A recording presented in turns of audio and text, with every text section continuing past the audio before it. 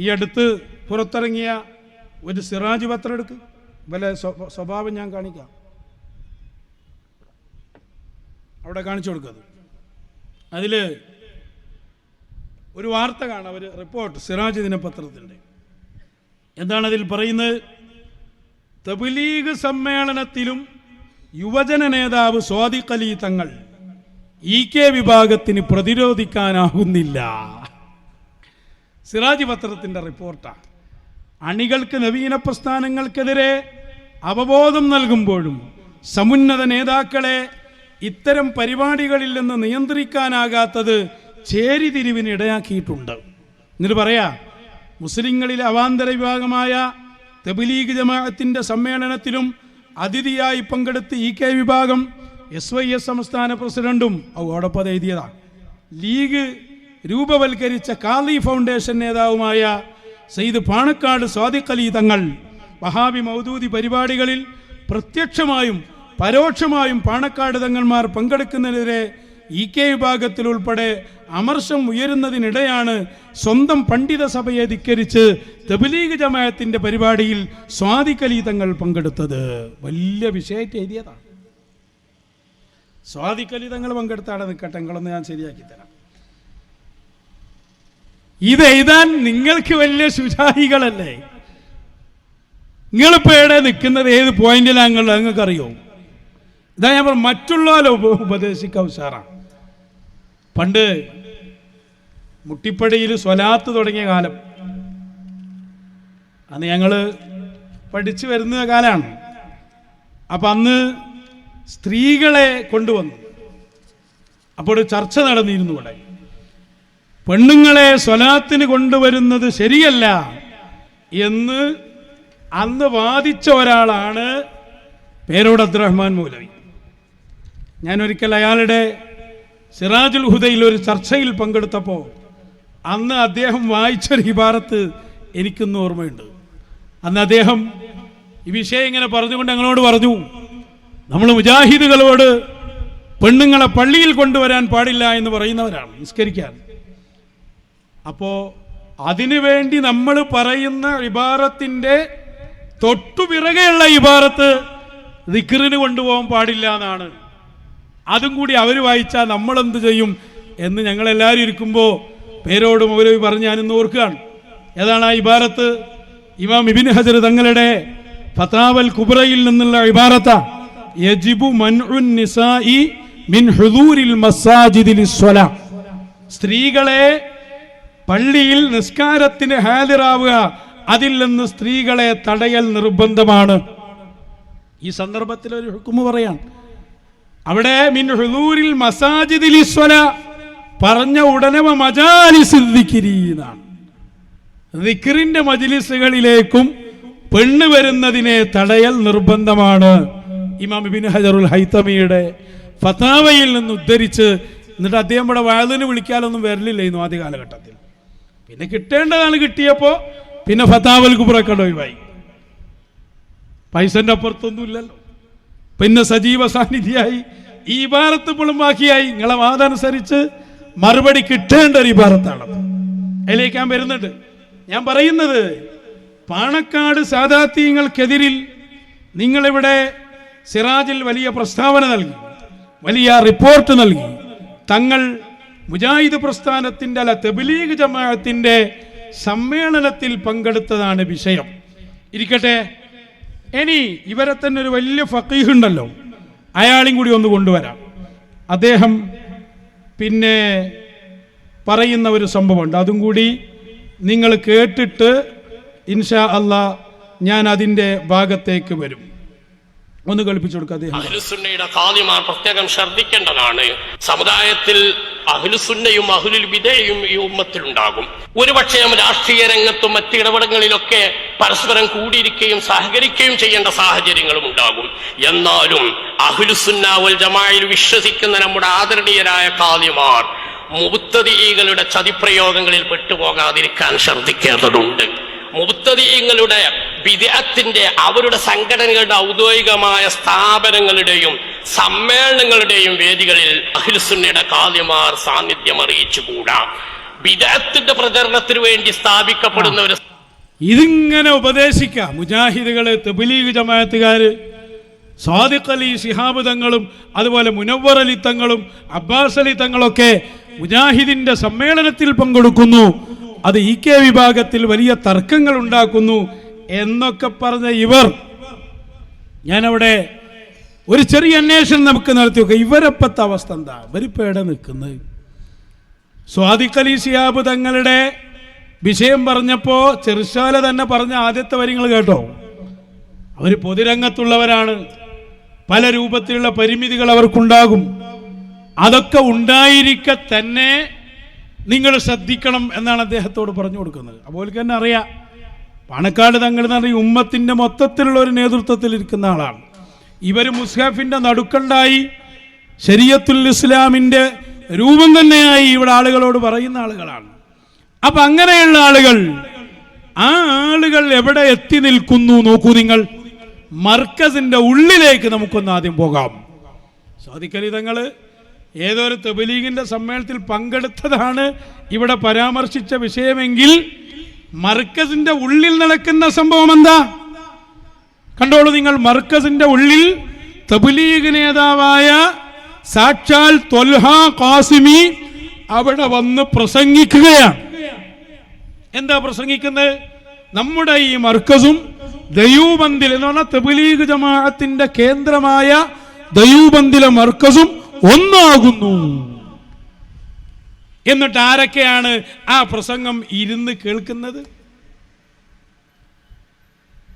കാന്തപുരം അബൂബക്കർ മുസ്ലിയാരുണ്ട്, ഇബ്രാഹിം ഖലീൽ തങ്ങളുണ്ട്, അതേപോലെ തന്നെ ഈ പറഞ്ഞ ആളുകളൊക്കെ ഉണ്ട്, പേരോട് സഖാഫിയുണ്ട്, അബ്ദുൽ ഹക്കീം മുസ്ലിയാർ, പിന്നെ എന്തായാലും ഉണ്ടാവും. ഈ പറഞ്ഞ ആളുകളൊക്കെ ഇരുന്ന് കേട്ട് അയാൾക്ക് ഷാലിട്ട് കൊടുക്കുകയാണ്.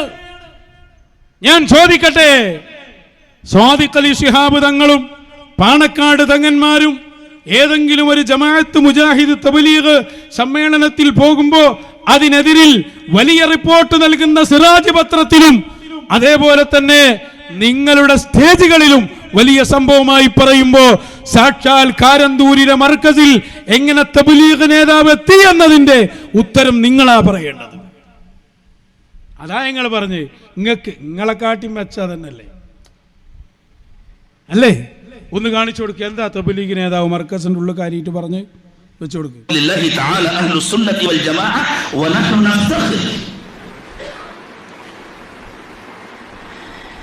نفتخر بهذا المركز كذلك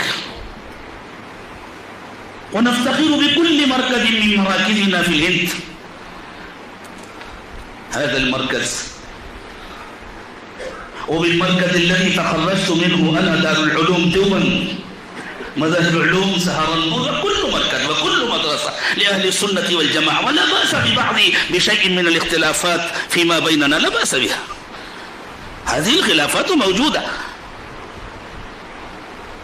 എന്താ അദ്ദേഹം സ്ഫുടമായ അറബിയിൽ പറയുന്നത്? ഞങ്ങളുടെ ദയൂബന്ദിലെ മർക്കസും നിങ്ങളുടെ കാരന്തൂരിലെ ഈ മർക്കസും ഒരുപോലെയാണ്. നമുക്കിടയിൽ ചില തർക്കങ്ങളുണ്ട്, തികച്ചും അത് ശാഖാപരമാണ്.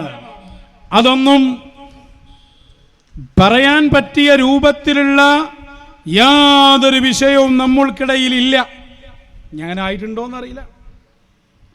ശാഫിഈ, ഹനഫി, ഹംബലി ഈ രൂപത്തിലുള്ള പ്രശ്നമേ നമുക്കിടയിലുള്ളൂ എന്ന് ഉത്തരേന്ത്യയിലെ ത്വൽഹ ഖാസിമി എന്ന തബ്ലീഗ് ജമാഅത്തിന്റെ നേതാവ് നിങ്ങളുടെ മർക്കസിൽ വന്ന് പറയുമ്പോൾ എവിടെയായിരുന്നു സിറാജ് പത്രം?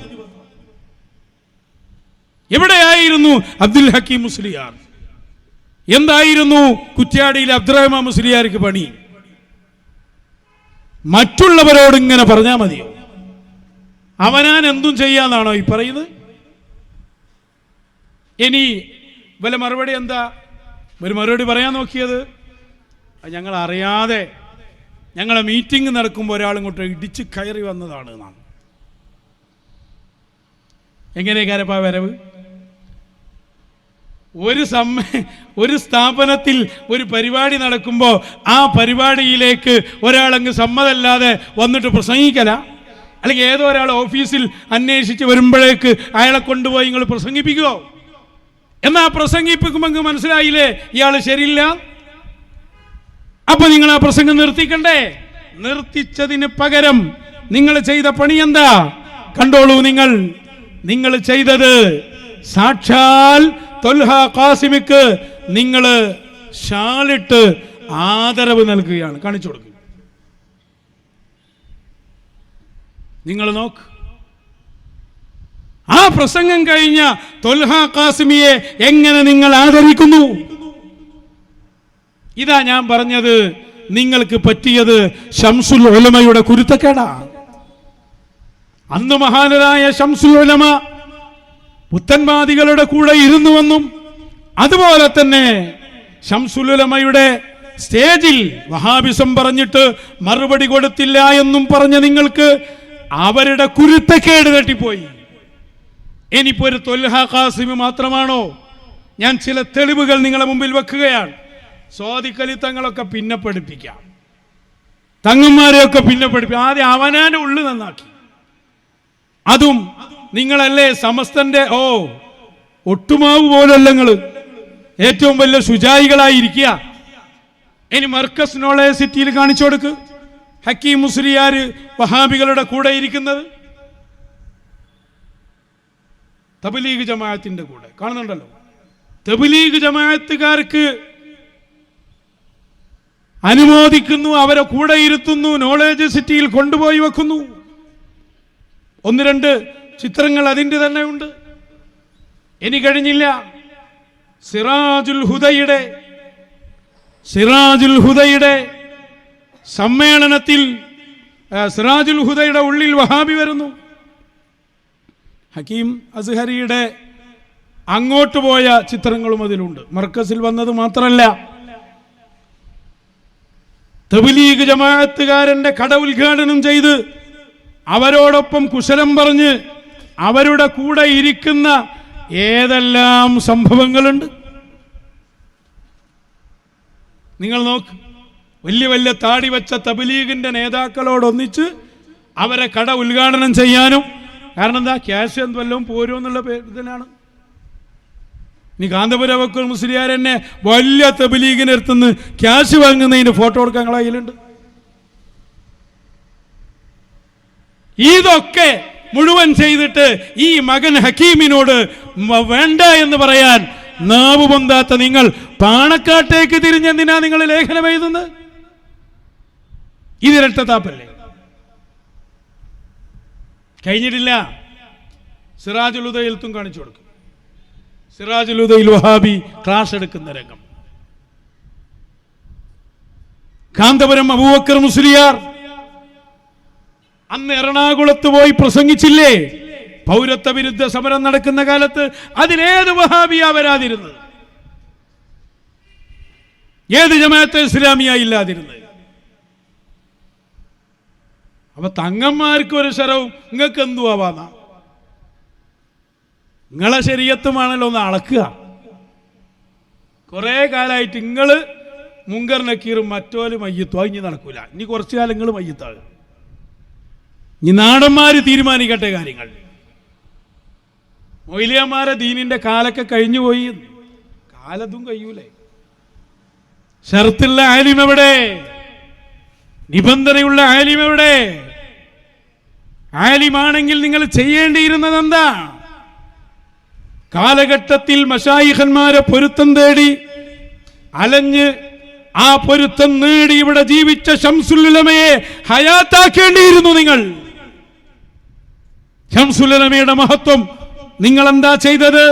കണ്ണിയത്ത് ഉസ്താദിന്റെയും മഹാനരായ ശംസുൽ ഉലമയുടെയും മഹത്വങ്ങൾ മണ്ണിട്ട് മൂടി നിങ്ങളൊരു ഗ്രാൻഡ് പള്ളി ഉണ്ടാക്കി, ഒരു ഗ്രാൻഡ് മക്കാമും ഉണ്ടാക്കിയിട്ട് നിങ്ങൾക്ക് ഇവിടെ വിലസാമെന്നാണോ വിചാരിച്ചത്?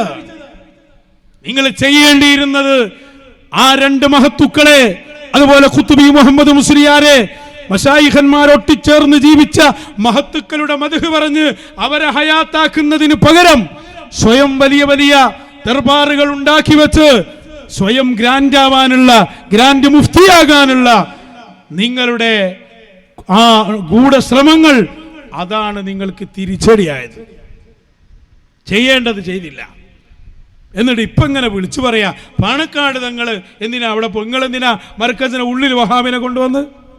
നിങ്ങളെക്കാട്ടി മെച്ച എത്രയോ പാണക്കാട് തങ്ങന്മാരാണ് അല്ലേ ഞങ്ങൾ ഈ പറയുന്നത്? ഓലെ മുമ്പിൽ വന്ന് ദാ പാണക്കാട് തറവാടും ദയ്യൂബന്ധു ഒന്നാണെന്നൊന്നും പറഞ്ഞില്ലല്ലോ.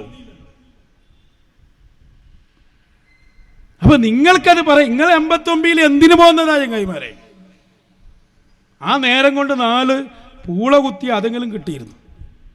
അതിപ്പോൾ നമ്മൾ പറഞ്ഞിട്ട് പൂള കുത്താൻ പോലെ തുടങ്ങിനോ? എന്താ ചെയ്യുക? എന്തിനാ അവരെ പറ്റുക?